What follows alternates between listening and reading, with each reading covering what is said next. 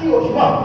Fica tranquilo que até as 11 vai terminar esse negócio aqui hoje. Mas vai dando glória aí, meu filho. Diga para o meu irmão, fala para ele, se você está preocupado com a paixone, dá tchau para a paixone. Por quê?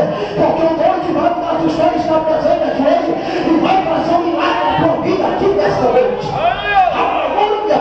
Bendito seja o nome do Senhor. Agora preste bem atenção, senhoras e senhores. A história diz que assim aconteceu. Quando naquela época Deus estava à procura de um profeta, Deus estava à procura de um sacerdote, e Deus precisava levantar um juiz para a nação, um juiz para a nação. A história diz que assim aconteceu.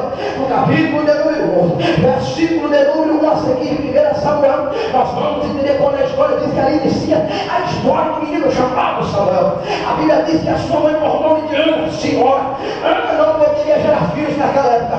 Ana não poderia dar luz a filhos naquela época. Por quê, pastor? Porque a história diz claramente, pastor Marcos, que foi Deus que havia cerrado, foi Deus que havia fechado o ventre de Ana, senhora. Então Ana naquela época, fora desenganada pela medicina, Ana fora desenganada até pelas parteiras daquela época. Por quê?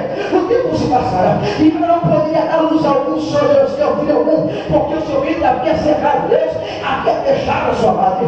A história diz que assim aconteceu naquela época. Passava-se o tempo, e a já disse que a Bíblia é um curso quando o marido casava-se com a mulher, e passava-se o tempo com o resto da mulher, não poderia dar um filho, gerar um filho, para que diante deste filho viesse seguir a sua geração, tivesse da sequência da sua geração, da sua história. O marido tinha que por direito de casar-se com a segunda mulher, não tinha por direito de tomar-se a segunda mulher. Ei, preste atenção, pelo amor de Deus, não confunda as coisas aqui nessa noite, não, meu filho. Não está mandando você largar a tua mulher e procurando melhor, não. Isso foi na época, mas Deus está dizendo para você que hoje, mesmo do lado dessa tua mulher, ou mesmo do lado daquela, ou daquele que até Deus ainda não é que ele está meio atribulado, fica tranquilo, Deus vai salvar, Deus vai fazer um milagre de transformação, Deus vai fazer um milagre de regeneração, e o nome de Deus vai ser glorificado através da tua vida.